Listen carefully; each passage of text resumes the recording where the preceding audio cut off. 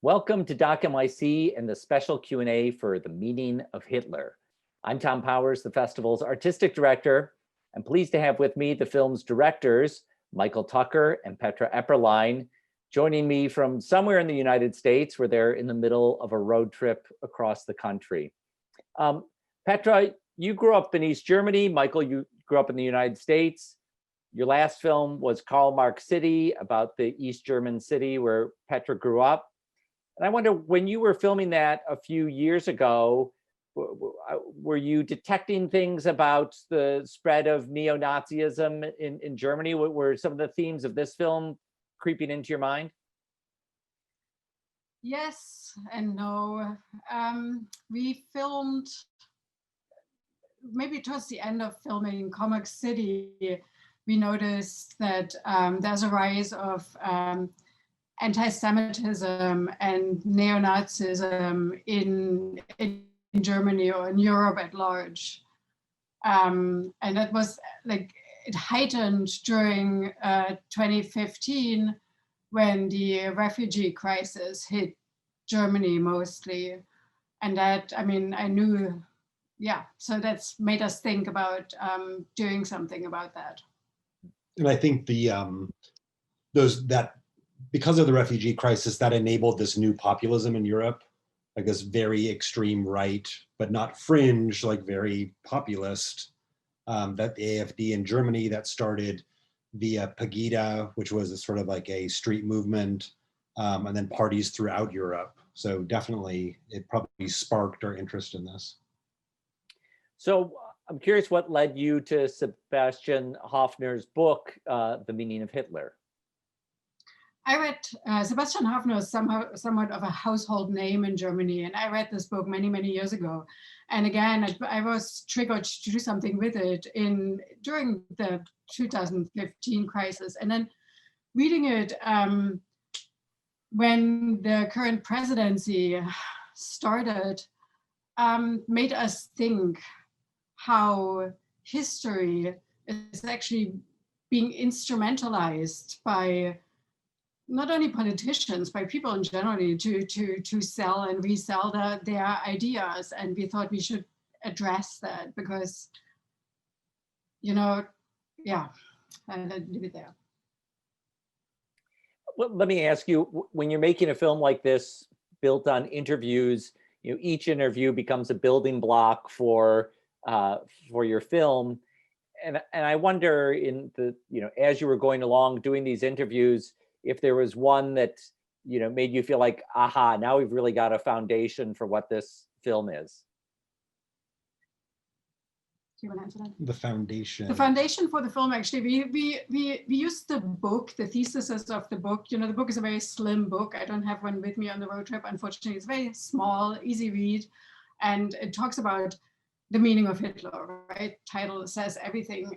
And what we wanted to do, we kind of wanted to talk about these theses, how they apply to today, how history is not repeating itself, but how we should know about it. So we thought about like, oh, let's not just use the book, but let's talk to people who spent all their lives thinking about these subject matters. So we compiled that long list of historians, social scientists, writers, and we started we basically had a road trip and we started talking to all these people. And I personally couldn't say that like there was one person who made it all click, although I have to say Saul Friedlander was or is the man whose ideas are so, what's the word?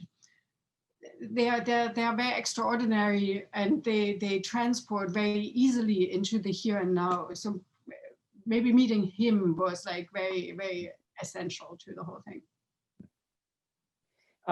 In the film, you address the challenges and problems of using imagery of Hitler and the Nazis, that it risks perpetuating their own image making. I wonder how you came to confront that as you were making this film. Well, it was sort of funny. That's very much a Saul Friedlander idea.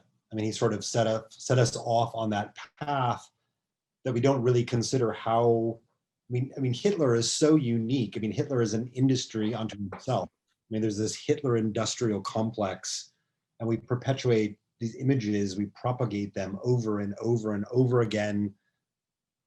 I mean, is there anything else like that? I mean, do we watch 30 hours of Khmer Rouge atrocities every week? And it's really quite strange that we never stop and think, why are we watching this Nazi greatest hits reel over and over?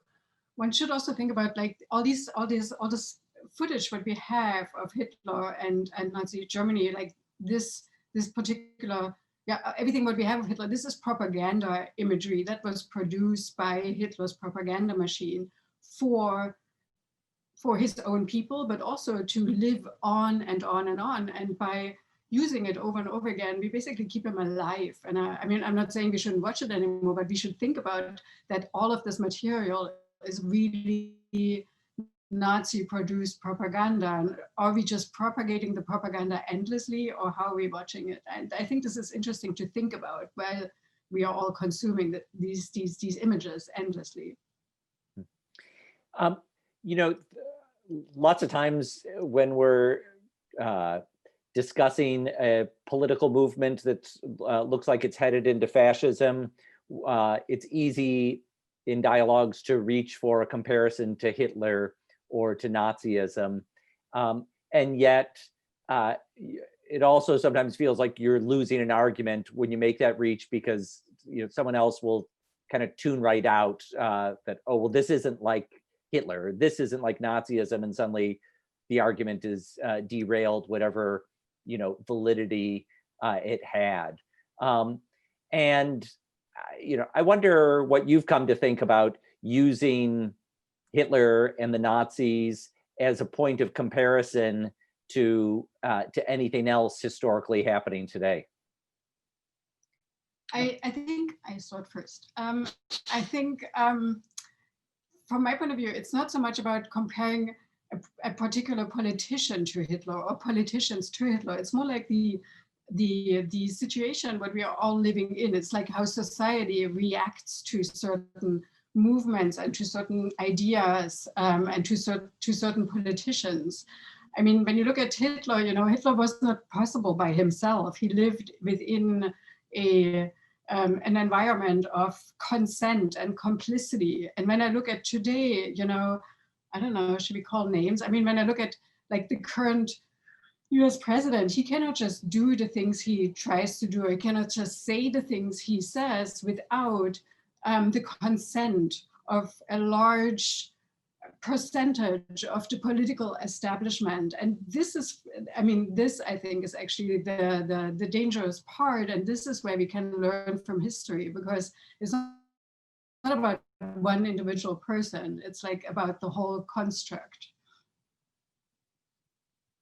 Mike has nothing to add. Well, no, I think Tom's question is more, I think almost all of the historians and writers we spoke to, they're very, very careful to draw comparisons. And the scariest comparison, of course, when things were happening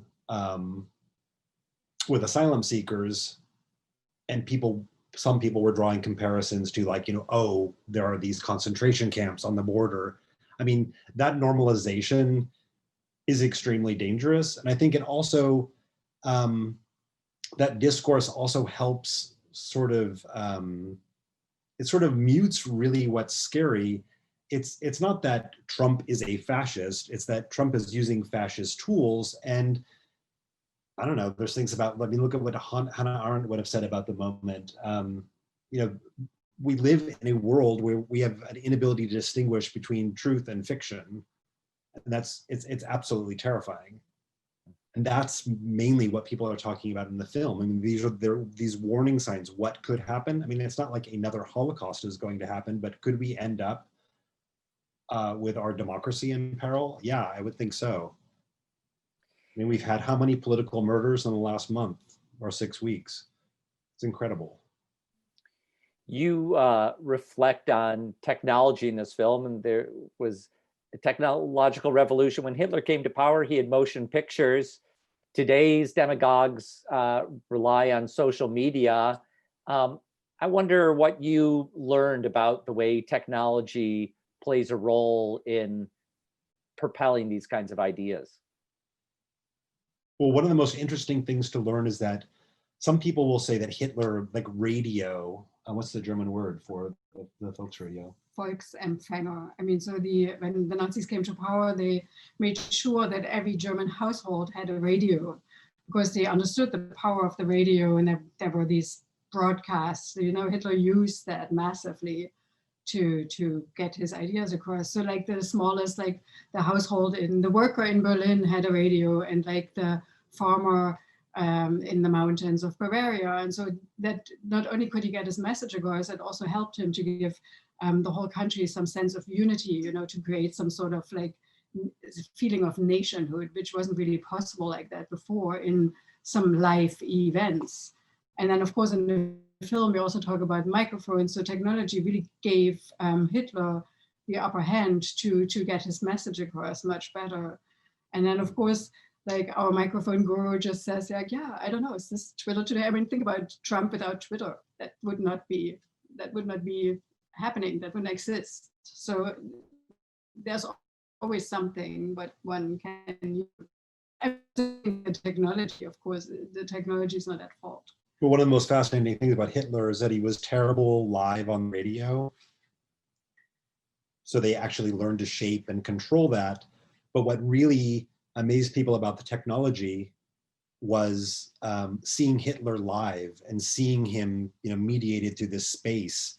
In fact, it wasn't just the microphone, it was also loudspeakers. People had never seen a human being projected like that. And to get that emotion from his delivery, from his voice, and to get that very personal, almost sort of like godlike connection.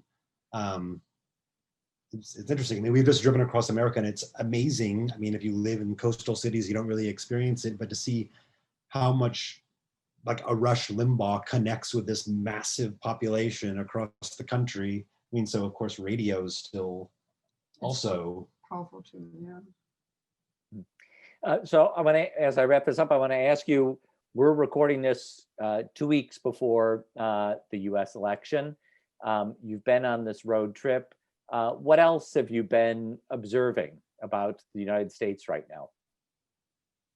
I mean, me as the German, I have to say America is a huge, empty, very, very beautiful country. And most people are really friendly. I mean, they have, well, yeah, I don't know, we are on a crazy political time, but pretty much everyone who we talk to tells us that ultimately what they wish for America is to come together again. They are longing for a time when not everyone was totally crazy. They want to talk to each other. They just want to have a good life, actually. And I don't know why that's not happening or why that's not possible. That's mostly, but it is kind of bizarre to talk now to you and know that by the time the movie will screen at the festival, we will potentially live in a completely different reality, which is scary or hopeful or both. I don't know. I can say we've driven 10,000 miles, and it was only until we reached Florida that we started seeing Biden-Harris posters out or billboards or heard ads on the radio. I mean, there's this entire swath of America is completely dominated by Trump, and that makes the Electoral College extremely terrifying.